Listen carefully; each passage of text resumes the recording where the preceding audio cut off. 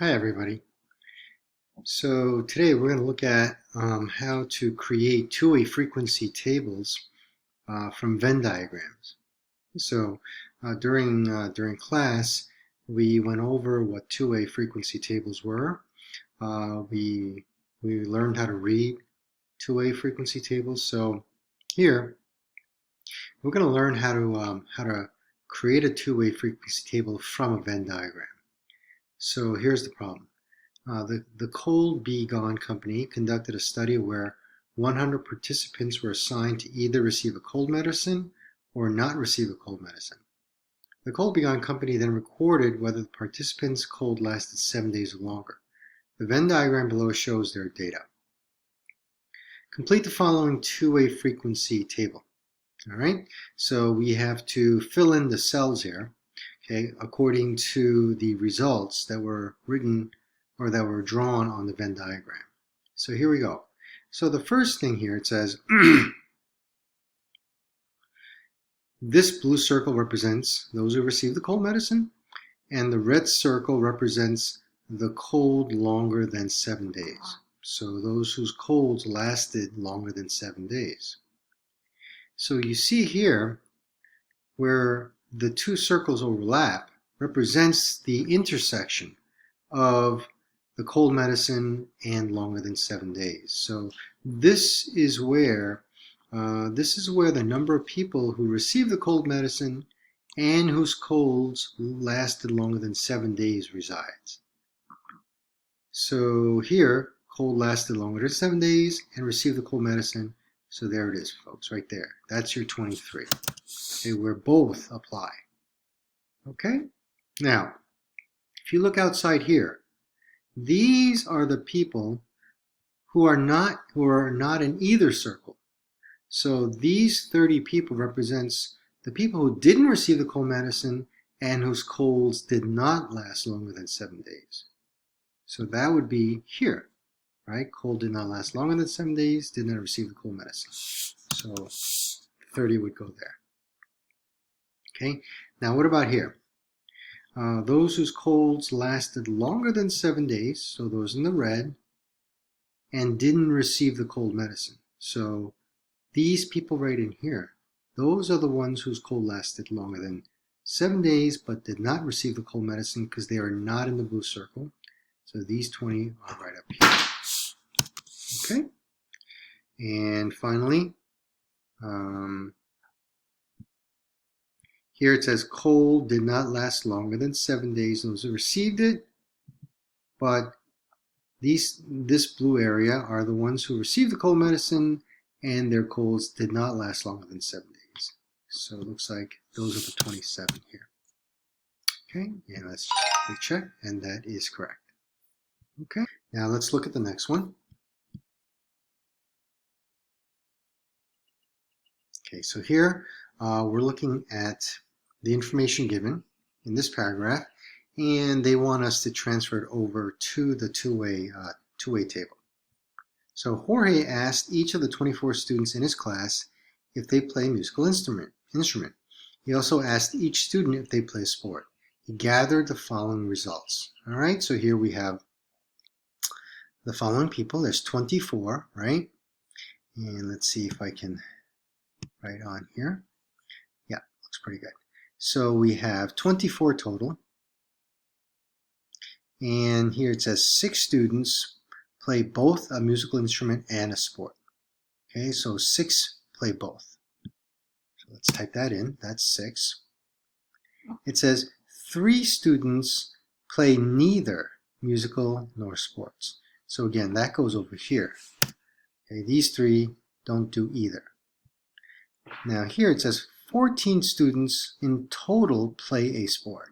So 14 in total play a sport here. We already have 6 here, so then what's the remaining balance? Well, it'd be 14 minus 6, which of course is 8. Like that. All right, so then what does that leave? Well, it leaves us with those who play a musical instrument but does not play a sport. So far we have, it looks like we have here 14 and then 17, and then there are a total of 24. So I would imagine that would be 7. And that is correct. Okay, so to get that final cell, all we did was 24. To get this final cell, we did 24 minus 17, right? And the 17, of course, came from the sum of these three cells here. All right, so there's your 7. Okay, now I'm gonna, I think most people have a pretty good handle on this. So we're just going to go on to the next topic. All right, which is the following. It's reading two-way relative frequency tables. So let's take a look at what that's about.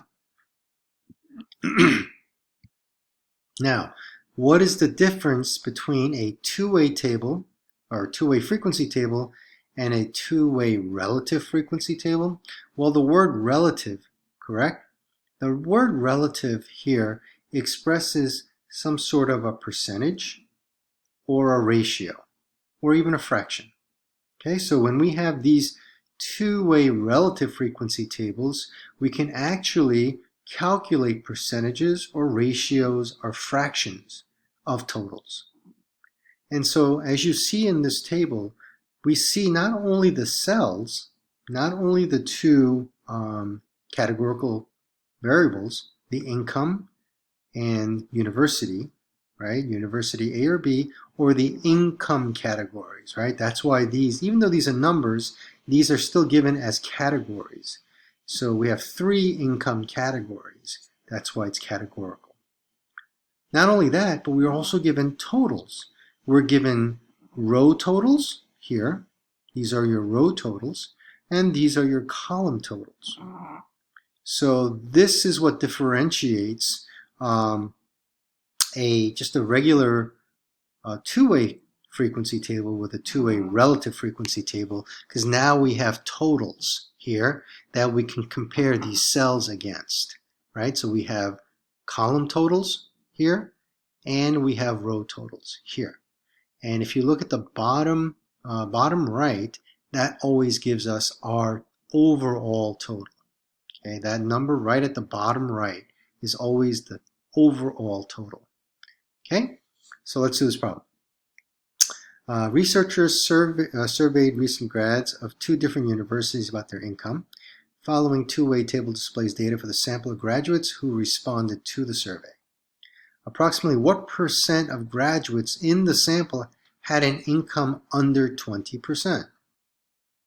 So what percent of grads in the sample had an income under 20%? So we're looking at all of the graduates in this sample, right, that had an income under $20,000. Okay, I'm sorry, not 20%, $20,000. So if you look under $20,000, and they don't say which university, they say of all graduates. What percent of all graduates? So it looks like there's 75 graduates who have an income of under 20,000 out of a total of 300. Okay, so let's calculate that and see what we get. If we do 75 divided by 300, which is the overall total, that gives us a 25%, right? 0.25 or 25%. So 25% of all the graduates are receiving an income under $20,000, which is correct. Okay, let's look at the next one.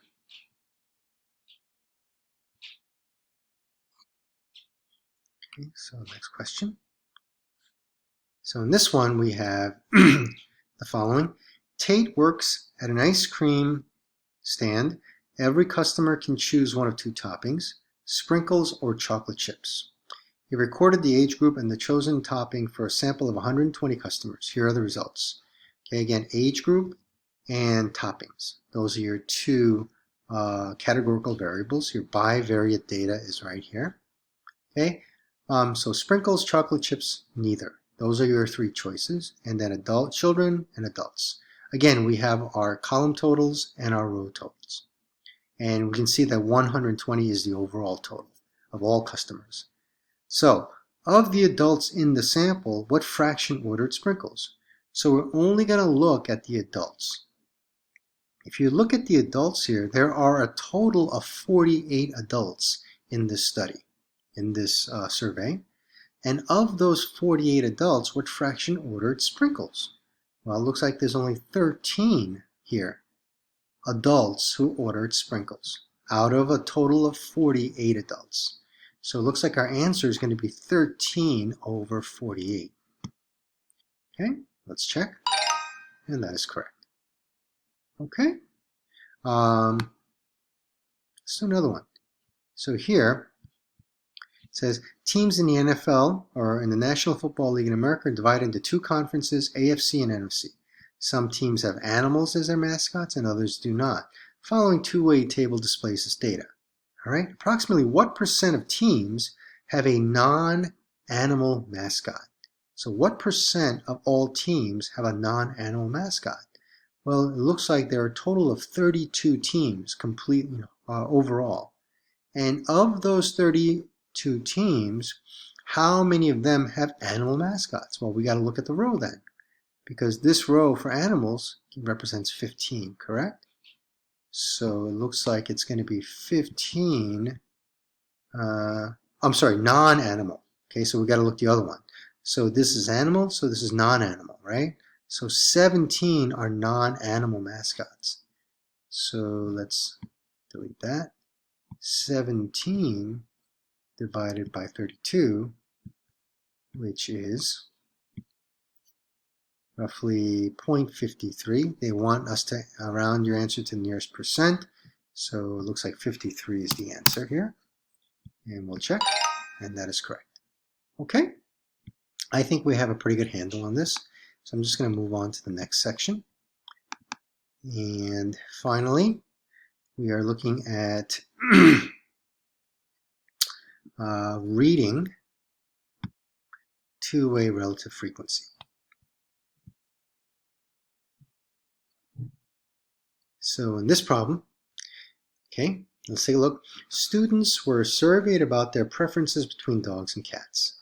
The following two-way table displays data for the sample of students who responded to the survey.